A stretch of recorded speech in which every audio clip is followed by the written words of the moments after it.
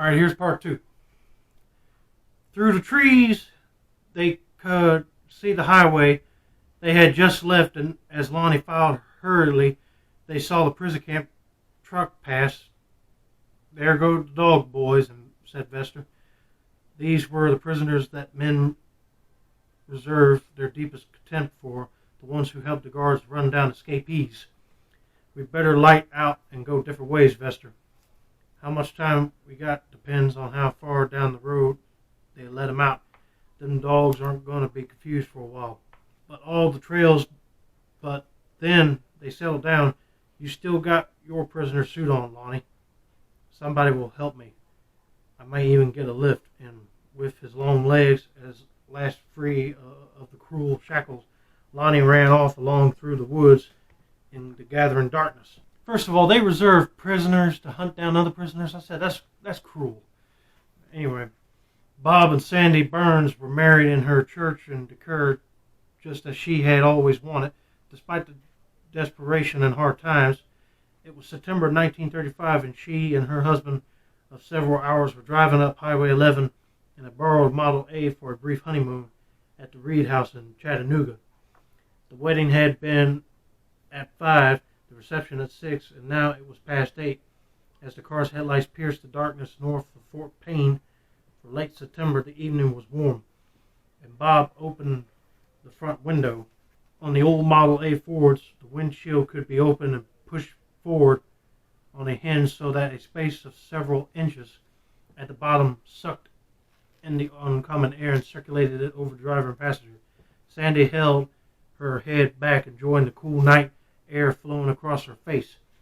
Bob pushed the gas pedal down more, for there were no other cars on the road tonight, and he would be glad to arrive at the Reed House where he had made their reservation.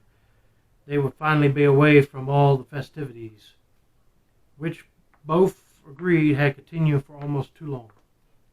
Bob pressed the accelerator and the car gained speed. A mist was rolling in across the highway to give the landscape an almost otherworldly look, for even the most familiar objects can be eerie at night. When the ground fog rises, Sandy put her head on his shoulder and gave a little sigh of pleasure, for the stress of wedding preparation was over, and she was thinking that the rest of the night belonged to them. But her pleasure was short-lived. As the Model A's headlights swung around the curve, they both saw it at the same time. As his foot hit the brakes, Bob knew he had been going too fast, and he also knew that it was figure didn't move out of the road, he would hit. There stood someone full in the path of his car, reaching with arms outstretched toward them. As they approached, they could see the tall figure of a man dressed in the black and white stripes of prison garb, his clothes tattered and if it was torn from running through heavy brush. But it was the face they were both riveted to, for the expression did not look like that of a criminal. It was young, with an imploring look, and the way the mouth moved, Sandy was sure she could understand the words, "Help me." Time seemed to go into slow motion, and every second was endless. The brakes were slowing the car, but they were not slowing it fast enough, and as the distance narrowed to a few feet, then inches, the figure just stood there, making no effort to move. Bob braced himself for the impact, and Sandy closed her eyes. The car's bumper hit the figure, but there was not the slightest jolt. Instead of a huge dark shadow rose up from the pavement, and like the flow of air over the front hood, literally glided up the windshield. Sandy felt the wind flowing under the open glass turn icy cold, and for a second it was as if part of the misty figure was being sucked in with the air. For an instant she felt faint. Astounded, Bob looked in the rear-view mirror to see the man now standing behind the car, still holding out his arm in the same beseeching appeal for help. Yeah, I'll be like, help him if he acts like he ain't a criminal. But anyway, he slowed the Ford and pulled off to the road to a stop and got out. There were no other cars in sight, and he could just make out the figure in the red glow from the tail light. Then in the distance, Bob heard the barking choirs of hound dogs, as if a chase, and he turned his head in the direction of the sound. When he looked back, there was no one to be seen. Sandy was at his side. The pair stood there in the damp, cool air with the barks of dogs floating on it from afar. Then the yelps faded, and almost palpable quiet enveloped them.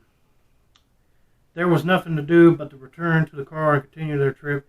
The lights of the city would be a welcome sight, though Sandy, perhaps the excitement of the wedding had been too much. And then she spoke for the first time. "Why did we stop, Bob?" He gave her an incredulous look. "You know perfectly well why we stopped. We stopped because of a man there in the road. Didn't you see him?"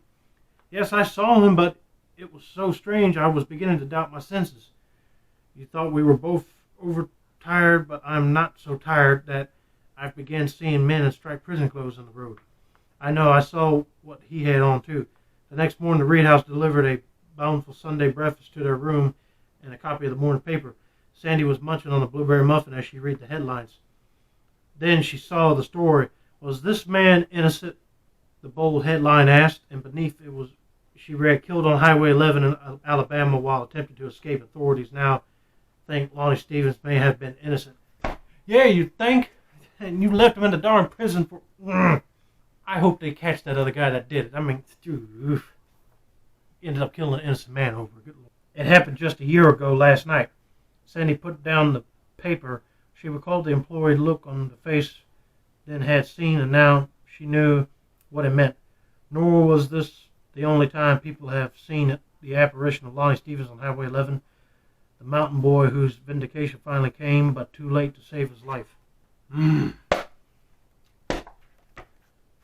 2 lives had to be taken away from this. His girlfriend, which was killed by a rageful ex, or somebody that was in love with her too, but she didn't love him. And 2, Lonnie gets killed trying to escape. And then now they think he's innocent a year later. He tried to tell you, but you didn't believe him. Oh. But like I said, I hope they did catch that murdering psycho of a man that framed Lonnie. If not, well, this is kind of happened at 34, so I mean, if he's probably dead by now. Ooh, I despise people like that. But anyway, that's going to be it for now. Don't forget to like, subscribe, turn on post notifications, and I'll see you next time. And I believe the next book I'm going to read is a chapter out of that South Carolina book, so stay tuned for that.